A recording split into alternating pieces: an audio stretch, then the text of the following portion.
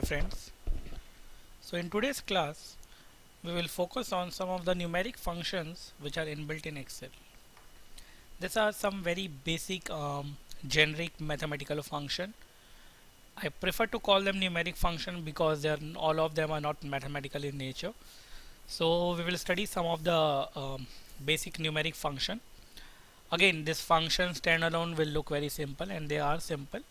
But together, we need we need an understanding of this function so that later on when we study the advanced function or the more complex function, we can utilize this basic and easy functions for our applications. Okay, so let's start with sum. Um, most of you might be aware already that sum is a function which helps us in adding up or taking out the sum of more than one number. So let's say if I have a database 1 2 3 4 and if I want to find out the sum of this number, so I use the sum function. I write sum bracket open, I select this 4 cells for which I want to add up and I press enter and I get the sum of this number, right? So now since we are talking about sum function, let me also tell you some of the different methods of calculating the sum in Excel. So one is, as we saw, using the sum function, SUM function. The another will be, let me delete it. So another is, if we want to add up the rows which are consecutively arranged, okay, or so what we do is we just need to we need to select the blank cell just after the series of digit and we press alt and equal to. Right, so the moment I press alt and equal to, you can see that Excel has already done the sum of the above 4 number for me and I press enter. Right, so this is the second method of calculating the sum of the numbers in Excel. The third way is if I go to the home tab, okay, you can see a summation symbol here, right? So again let me delete this number and use this. So you can see again that it's using the same sum function, but rather than writing the entire formula, we can use this symbol or notation here. The keyboard shortcut, as we already know, is alt equal to, right? So the last method which I know for adding up the number is I use a plus sign. So I select the first cell and I use a plus sign, that is the sign above the equal to button, the plus sign which is above on the equal to button. Then I select the second cell and I select my third cell and finally the fourth cell and I press enter. Right, so this is how I calculate the sum of a given number. Okay, so this was our first numeric function, which is sum. The second is average. Okay, so as you know that average is another mathematical function which calculates the average of a given number. So in Excel we write average. Please remember not to use the short form AVG because Excel doesn't recognize the function called AVG. It will throw up an error. What Excel does recognize is the entire spelling, which is AVERAGE, and I select the cells for which I want to calculate the average and I press enter. So you can see that the average of the above 4 number is 2.5. Just be careful when we are calculating the average that if one of the cell is blank, okay, Excel will take it as Excel will not consider that cell in calculation of average. But if you mention it as 0, right, so for Excel 0 is still a number and it will consider that number in calculating the average. Okay, so if you don't want a particular number to be considered for calculating the average, do remember to keep it as blank and not as 0.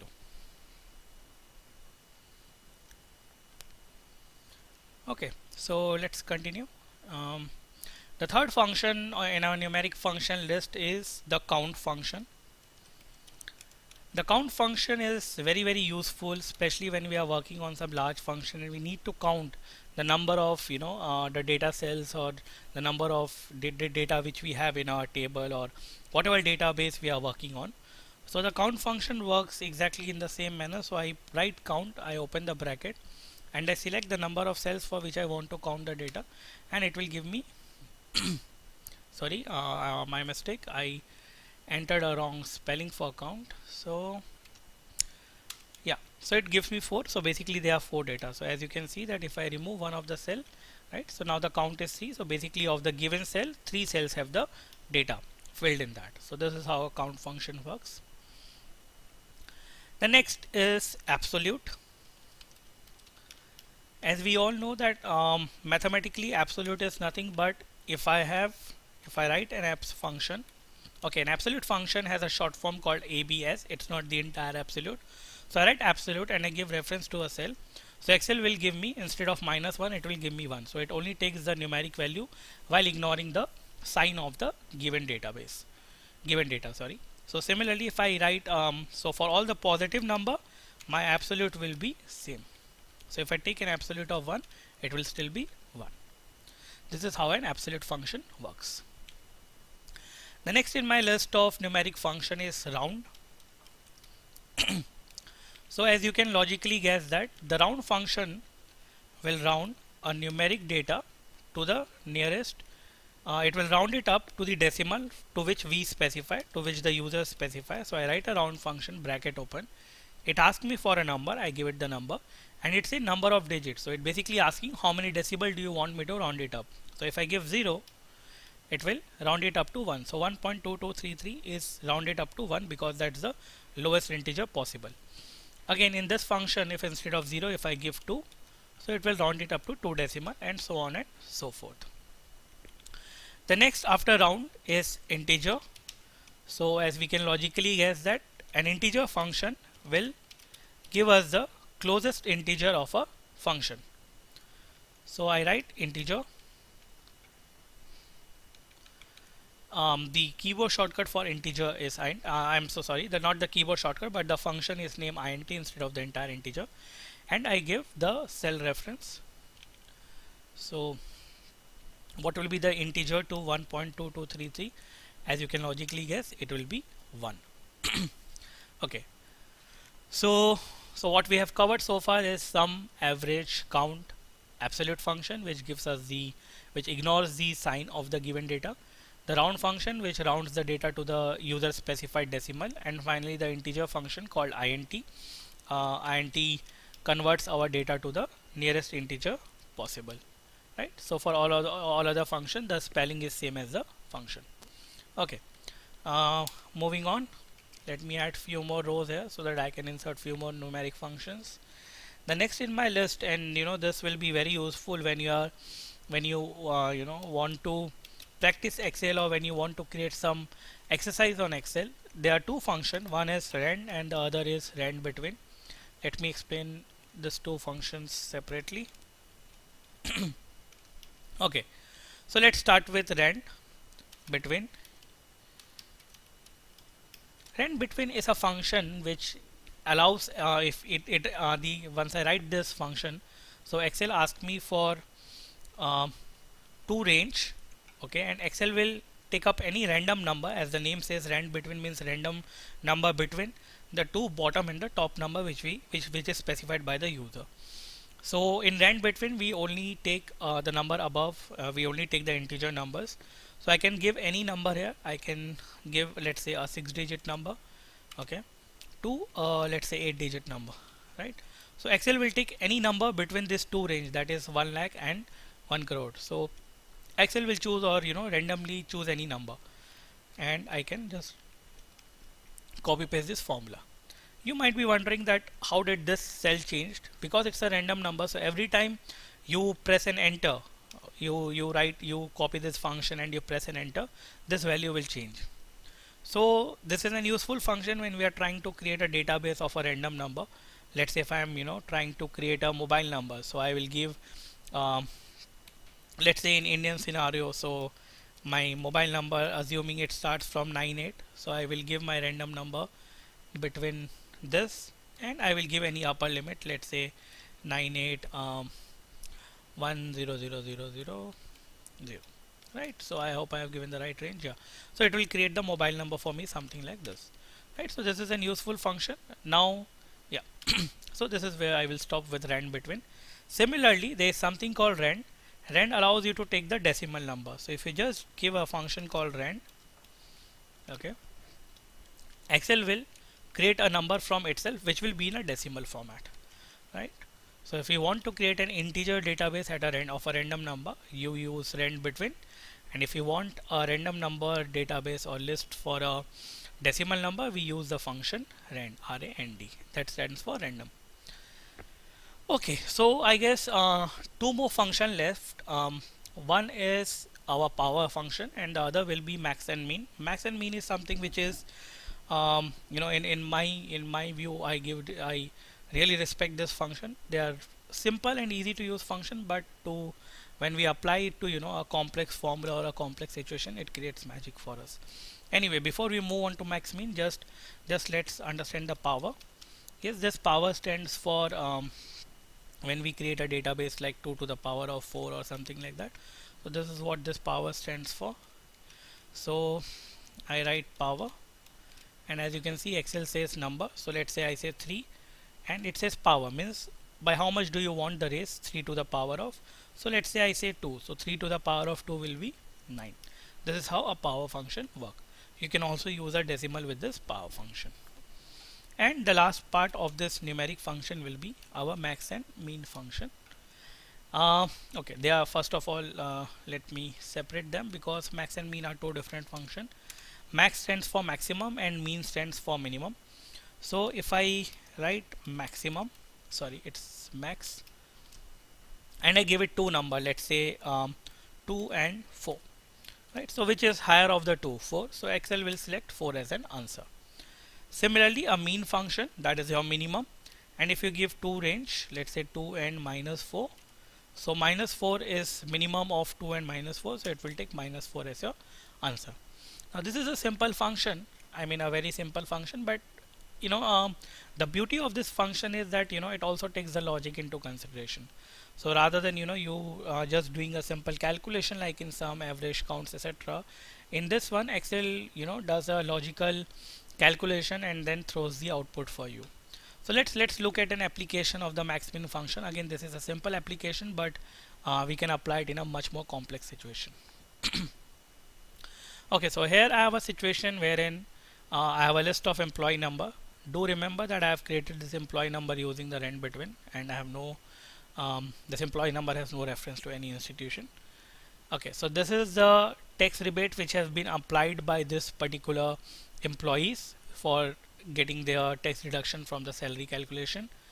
Okay, and as per the government or the statutory norm of our country, the maximum tax rebate allowed is 1,50,000 only, right? So I need to calculate what should be the actual tax rebate which I will allow to each of this employee. So what I will do here is, again, my suggestion, as I always say, take a pause here before you look into the solution and continue this video. Pause this video, think for a while, try and do it yourself, and then look for the solution. Anyway, let's move on. So the solution for this is, as you can understand, that what I will do is I will use a max function.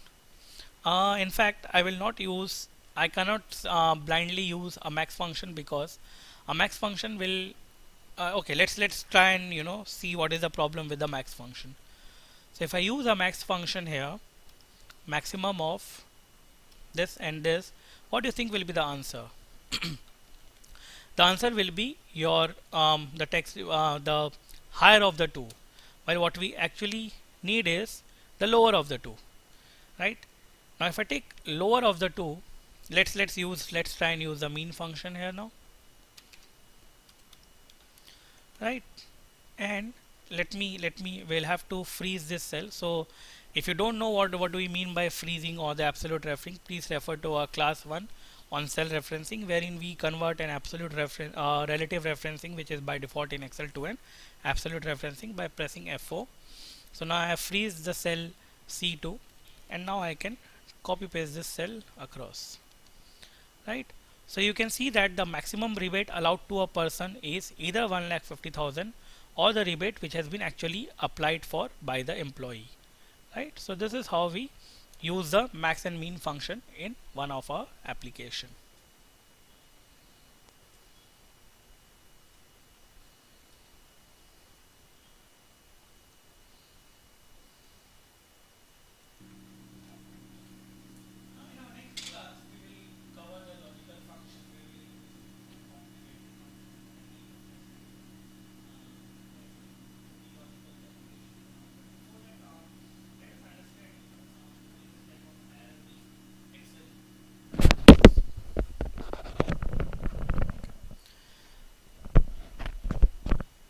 In our next class we will be covering the logical function, which is using the if function, all the logical calculations wherein we'll use a lot of nested if sum or etc function. But before we move on to the logical function, let us understand the different types of error which we face in the Excel, right? So yeah, let me increase the screen size. Okay, so when we are working on Excel, we'll see this common type of error which are coming in the Excel, and it is important to know what these error types are so that we can handle them accordingly. We know what exactly we are making, where exactly we are making the mistake, and we can rectify the error accordingly. Now the first error which is very common is something you will see like this, some error like this, right? So when this error comes, generally, I mean, what is the relevance of this error is when the content of the cell is more than the width of the column. Excel will throw an error like this which looks like hash sign. So all we need to do in that case is increase the width of the column. Now how do we increase the width of the column is, if I want to increase the column of width of column A, so what I do is I keep my cursor on the border between on this line between column A and B, and I double click on it. So you can see that the width of the column extended to the size of the cell, and you can also see that the hash error which was there is completely gone now, right? So this is the first type of error, and we now know how to handle it. The second error which we'll commonly see is an error like this, which will be which will see something like this, div 0, or we call it division. Someone calls it dvd also. So when do we get this error is, as you can see now, if you can try and intercept it, it's nothing but an error of division by 0. So as we all know that anything divided by 0 is indefinite, or it's not defined. So Excel throws an error like this. So again, for example, if I try and calculate 4 divided by 0, Excel will throw a division by 0 error. Again, to know if this error is unintentional, that is the 0 is there by mistake, we don't want to divide it by 0. So what we need to do is we need to rectify our data, right? I'm sorry. Yeah. So the third type of error which we again will commonly see is something called name error. You will see something like that, hash name and question mark. This error is, as you might have already noticed when we were working on few of the Excel exercise, this error generally comes when you misspell the name of a function. So if I want to sum this two number, and instead of using sum, if I write su, so what will Excel do is it will sue me with a name error. Basically it will throw a name error for me. So what I need to do to rectify it is I will correct the spelling of the function, and I will get my answer. Clear? Okay. Let's move on. The next error is something called num error, or the number error.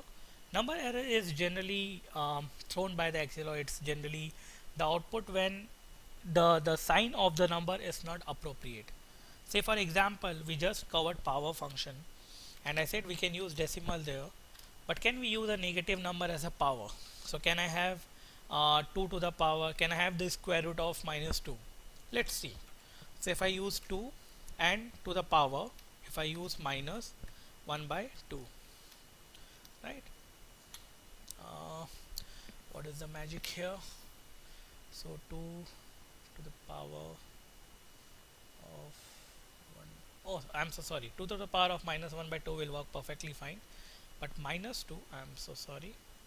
But minus 2 to the power 1 by 2, that is square root of minus 2. This is exactly what it means. Will throw me a number error. This error is more prominent when we will look into the IRR functions and all. So let's say for example, if you are calculating okay, let's not get into present value and IRR right now. We will cover them with more detailed financial function. You will see the relevance of number error at that point of time. Okay, this the next is in our list is the ref error, or what we say as reference error. This is one of the most prominent and the dangerous error in Excel. If this error first of all cannot be intentional or cannot be accepted. A reference error is something which signifies that there is an error in the Excel sheet, and it definitely has to be rectified. But before that, let's understand when does this error come. So if I have a cell which says um, like this, which says 2 plus 4 equal to 6. Now if I delete this cell, okay, I don't mean deleting the content of this cell, but what I mean is if I delete this cell completely, okay, then you will see something as a reference error. Why does it throw a reference error is because earlier Excel has the formula A22 plus A23. Now the cell A23 is gone. The reference which was there, the cell A23, that is gone. So Excel throws a reference error for us.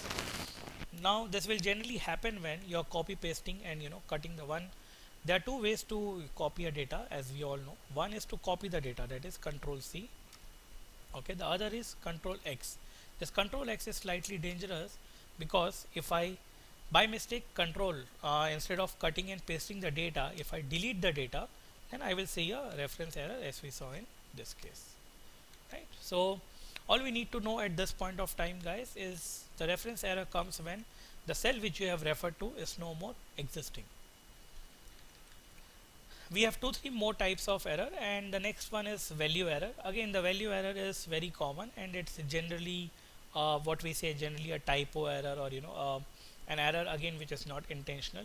So if I am trying to create if I'm trying to sum cell A27, 28 and 29, so 27 and 28 is fine, which is a numeric data, but if I include Varun with it, so Varun doesn't have a numeric value, so Excel will throw a value error like this. Basically it tells you that the value you are specifying is not correct, so instead of text you have inserted a number or vice versa.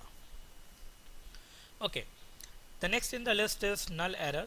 The null error is not very common per se, but null error comes when we forget to give the right reference. So say for example, if I want to sum this 2 range, and if I want to sum along with this, let's say this 2 range, okay, so this is the right way to do it. But if by mistake I forget to give a comma here, then Excel will throw me a null error. So whenever you see a null error in your formula, do remember that you have not given the specified range correctly. Fair enough? Okay. The last type of error which we have in our Excel, which is common, which we commonly see in Excel sheets, are the NA error. NA stands for not available generally, and this error we will be able to appreciate this error when we study that when you take the class for VLOOKUP or LLOOKUP. HLOOKUP. But do remember that in general sense, this error comes when the data you are trying to search or you are trying to look for in the Excel sheet doesn't exist, so not available or not applicable error.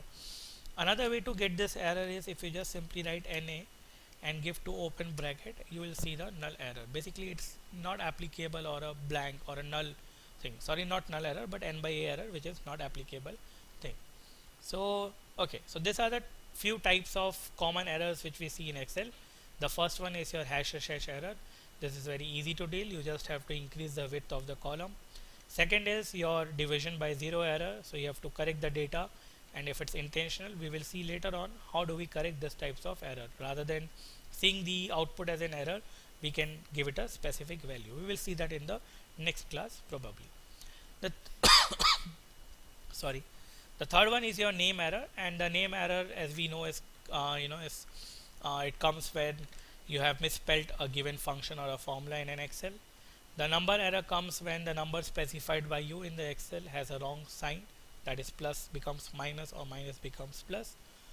A reference error comes when the cell you are referring to doesn't exist anymore. The value error comes when the value which you are specifying doesn't have a meaning for the specific formula. The null error comes when the range specified by you is incorrect. And finally we have NA error, which we will see and appreciate more clearly when we study the VLOOKUP and HLOOKUP class. Thank you.